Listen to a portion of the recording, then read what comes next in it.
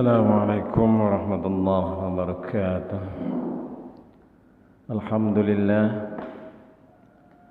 Alhamdulillahilladzi arsala rasulahu bil huda wa dinil haqq liyudhhirahu 'ala dini kullihi wa kafaa billahi shahida.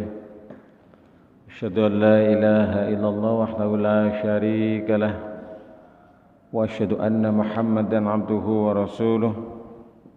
Rabbi shrah li sadri wa yassir li amri wahlul 'uqdatam min lisani yafqahu qawli. Amma ba'du. Saudara sekalian yang di rumah dan di mana saja ya berada, marilah pada kesempatan ini kita syukur pada Allah Subhanahu wa taala atas limpahan karunia-Nya kita masih diberi nikmat sehat, kesempatan serta nikmat iman dan Islam.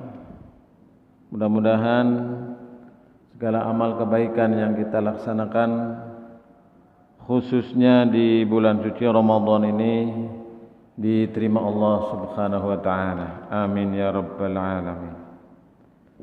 Terus sekalian yang dirahmati Allah, izinkan pada kesempatan ini saya menyampaikan taklim tausiah mengenai salah satu surat di dalam Al-Qur'an, yaitu surah Al-Ikhlas. Al-Ikhlas artinya memurnikan keesaan Allah. Surat Al-Ikhlas merupakan surat yang ke-112 ya. 1, 2, 3, nomor 3 dari belakang. Surat yang ke-112 di dalam Al-Qur'anul Karim. Surat ini terdiri dari 4 ayat, termasuk golongan surat Makkiyah atau surat yang diturunkan di kota Mekah. Surat ini diturunkan sesudah surat An-Nas. Kenapa disebut Al-Ikhlas? Karena surat ini sepenuhnya menegaskan tentang kemurnian Allah Subhanahu wa taala. Ya, yang sering kita di masyarakat menyebutnya surat Qul-Hu. Nah, apa isi pokok dari surat Al-Ikhlas ini? Yang pertama adalah penegasan tentang kemurnian keesaan Allah Subhanahu wa taala. Jadi penegasan tentang kemurnian keesaan Allah Subhanahu wa taala. Kemudian yang kedua, menolak segala macam kemusyrikan. Kemudian yang ketiga, menerangkan bahwa tidak ada sesuatu yang menyamainya.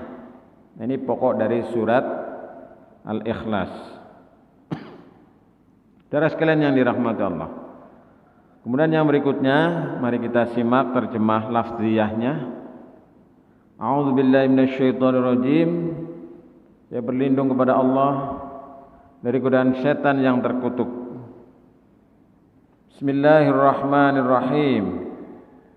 Dengan menyebut nama Allah yang Maha Pengasih lagi Maha Penyayang.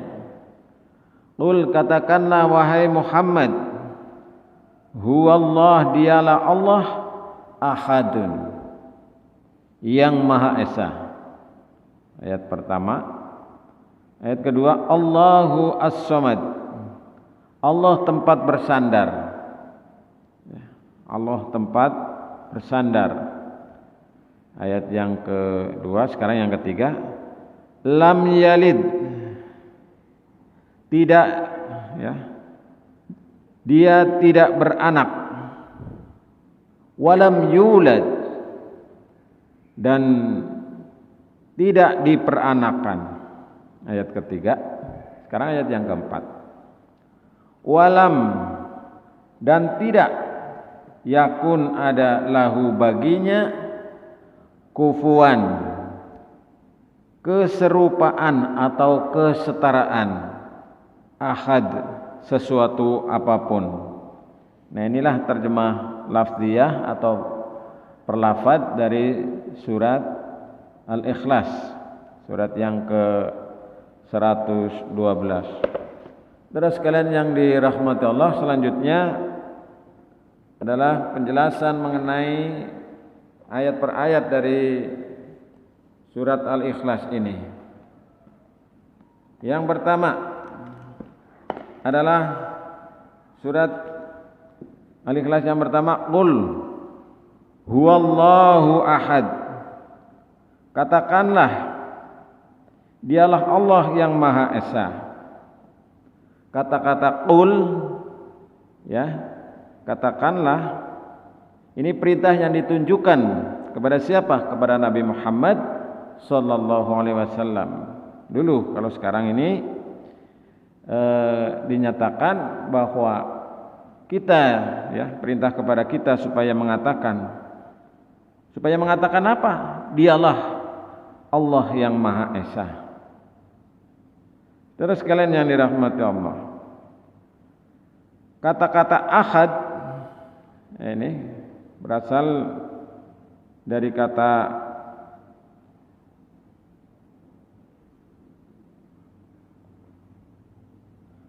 kata wahidun, sebelum diawali dengan huruf wawu, ya, kemudian diganti hamzah sehingga menjadi ahadun.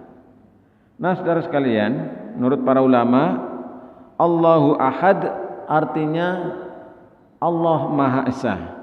Maknanya bahwa Allah itu esa dalam keagungan dan kebesarannya. Tidak ada yang serupa dengannya dan tidak ada sekutu baginya. Nah, ini ayat yang pertama, Allah yang Maha Esa. Esa itu berbeda dengan satu, ya. Kalau satu itu bisa dibagi-bagi, bisa setengah, seperempat, kemudian seperdelapan dan seterusnya. Tapi kalau esa itu tidak bisa dibagi. Maka ini biasanya yang dipakai oleh kalangan umat Islam di Indonesia. Ketuhanan yang Maha Esa sebenarnya adalah ditujukan kepada Allah Subhanahu wa taala, ya. Allah yang Maha Esa sebagaimana disampaikan dalam surat Al-Ikhlas ayat yang pertama ini. Kemudian yang kedua, Allahus Somad. Allah adalah Tuhan yang bergantung kepadanya segala sesuatu. Nah, makna as-somad menurut para ulama ini ada bermacam-macam. Yang pertama, as-somad itu artinya adalah Allah adalah as-sayyid, penghulu, tempat makhluk menyandarkan segala hajat atau kebutuhannya. Kemudian yang kedua, makna as-somad artinya Allah tidak memiliki rongga, ya, tidak memiliki rongga perut, ya, artinya tidak ada tempat rongganya. Ini artinya menurut bahasa Arab. Kemudian yang ketiga, as-somad berarti Allah itu maha kekal. Nah, kemudian yang keempat, as-somad itu berarti Allah itu tetap kekal setelah para makhluk binasa. Nah, ini as-somad. Bahkan dalam tafsir Ibnu Katsir disebutkan beberapa pengertian, yakni antara lain, ya, arti dari as-somad adalah seluruh makhluk bersandar atau bergantung kepada Allah Subhanahu wa taala, kepadanya dalam segala kebutuhan maupun dalam segala permasalahan. Nah, inilah diantaranya. Maka para ulama banyak mengartikan as-somad itu juga dalam pengertian pemimpin yang paling tinggi kekuasaannya. Begitu juga arti yang lain disampaikan as-somad adalah as-sayyid atau pemimpin sebagaimana tadi disebutkan di atas. Saudara sekalian yang dirahmati Allah, banyak lagi yang mengartikan bahwa as-somad itu sebagai yang kekal setelah makhluknya binasa, ya, atau yang maha hidup dan kuyun mengurusi diri sendiri dan makhluknya dan tidak mungkin binasa. Inilah arti antara lain dari makna as-somad.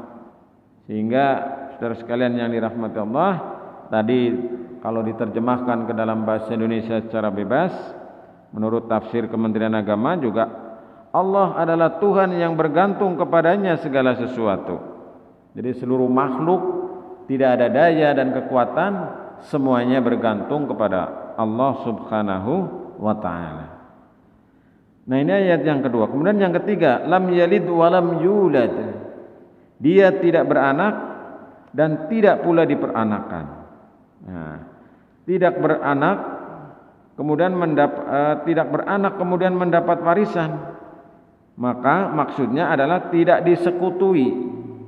Ya, dia tidak disekutui. Demikian karena orang-orang musyrik Arab mengatakan bahwa malaikat adalah anak perempuan Allah. Orang musyrik Arab mengatakan malaikat itu anak Allah. Bahkan kaum Yahudi mengatakan bahwa Uzair adalah anak Allah. Ini orang Yahudi. Sedangkan kaum Nasrani mengatakan bahwa Al-Masih yaitu Nabi Isa alaihissalam adalah anak Allah.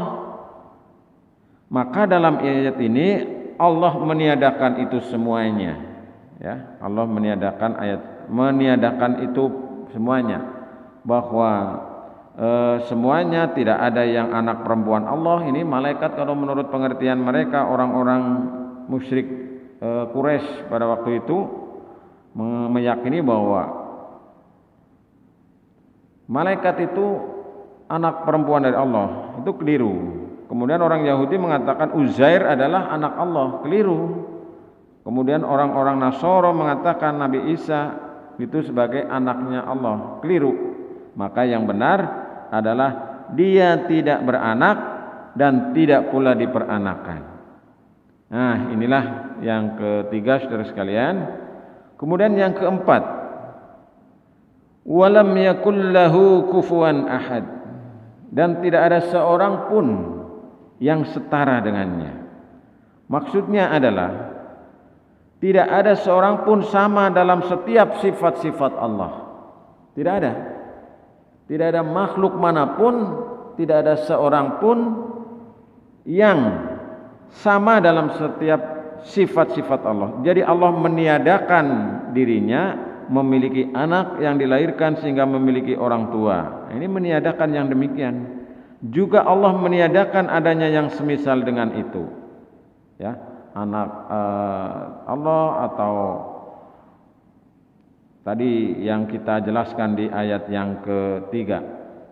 Nah, maka pada ayat yang keempat ini tidak ada seorang pun yang setara dengannya. Nah, tidak ada yang serupa dengan Allah dalam nama, dalam sifat, dan dalam perbuatan. Nah, saudara sekalian yang dirahmati Allah. Sehingga penjelasan ini dapat kita simpulkan bahwa surat Al-Ikhlas ini berisi tentang penjelasan mengenai keesaan Allah Subhanahu wa taala serta kesempurnaan nama dan sifat-sifatnya. Nah, inilah saudara sekalian yang dirahmati Allah, di antaranya mengenai penjelasan dari surat Al-Ikhlas. Maka sebelum diakhiri, saya ingin sampaikan kembali pokok-pokok isi dari kandungan surat Al-Ikhlas, yaitu yang pertama adalah penegasan tentang kemurnian keesaan Allah Subhanahu wa taala. Qul huwallahu ahad. Kemudian yang kedua adalah menolak segala macam bentuk kemusyrikan, ya. Keyakinan yang meyakini bahwa malaikat adalah anak Allah itu keliru. Yang meyakini bahwa Nabi Isa anak Allah adalah keliru. Yang meyakini Uzair adalah anak Allah itu adalah keliru. Nah, ini yang kedua.